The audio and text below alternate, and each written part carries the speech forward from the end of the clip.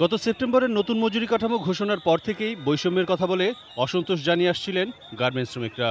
নির্বাচনের পর থেকে সেই অসন্তোষ আন্দোলনে এবং গত কয়েকদিন গার্মেন্টস শিল্পঘন অনেক এলাকায় সহিংস রূপ নেয়। এ অবস্থায় গত ৯ জানুয়ারি শ্রম সচিবকে প্রধান করে মালিক ও শ্রমিক পক্ষ এবং বাণিজ্য সচিবের সমন্বয়ে ১২ সদস্যের পর্যালোচনা কমিটি গঠন করা হয়। কমিটি দফায় দফায় বৈঠক করে অবশেষে রোববার ৬টি গ্রেডে বেতন সমন্বয়ের সিদ্ধান্ত নেয়। শ্রমিকরা মূলত তৃতীয়, চতুর্থ ও পঞ্চম গ্রেডের বেতন নিয়ে আপত্তি জানিয়েছিলেন। প্রধানমন্ত্রীর নির্দেশে প্রথম ও দ্বিতীয় গ্রেডের বেতনও সমন্বয় করা হয়। ২০১৮ সালের মজুরি কাঠামো সংশোধন করে সংশোধিত মজুরি কাঠামো অনুযায়ী প্রথম গ্রেডের একজন গার্মেন্টস কর্মী বেতন পাবেন ১৮,২৫৭ টাকা।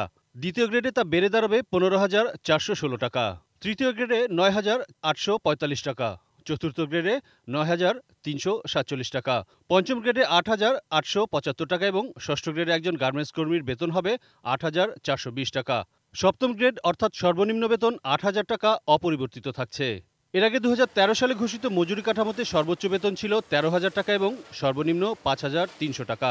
নতুন কাঠামোতে চিকিৎসা, যাতায়াত, বাড়ি ভাড়া বাড়ানো ছাড়াও মূল মজুরির সঙ্গে ৫% ইনক্রিমেন্ট ঘোষণা করা হয়েছে।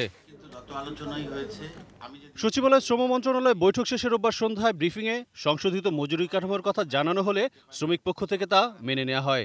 আমরা শ্রমিকদেরকে আহ্বান জানাই, আগামী কালকের থেকে তারা শান্তিপূর্ণভাবে কারখানায় কাজে ফিরে যাবেন এবং উৎপাদনে সহযোগিতা করবেন।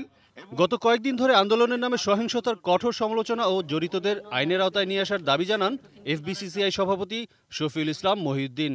যারা ক্রিমিনাল অ্যাক্ট করবে তাদেরকে আইনের আওতায় এনে বিচারের দাবি জানাচ্ছি। আর যারা নিয়মতান্ত্রিক শ্রমিক আন্দোলন করছেন তাদের প্রতি আমাদের শ্রদ্ধা।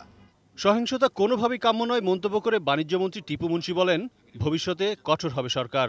এ সময় নিহত গার্মেন্টস কর্মীর পরিবারকে শ্রমিক কল্যাণ ফাউন্ডেশনের সহায়তার বাইরে ব্যক্তিগতভাবে ১ লাখ টাকা দেওয়ার ঘোষণা করেন মন্ত্রী। যে আপনারা সবকিছু করেন, কিন্তু এই ভাঙচুর, এই বেআইনি কাজকে আপনারা অ্যাকসেপ্ট করবেন না।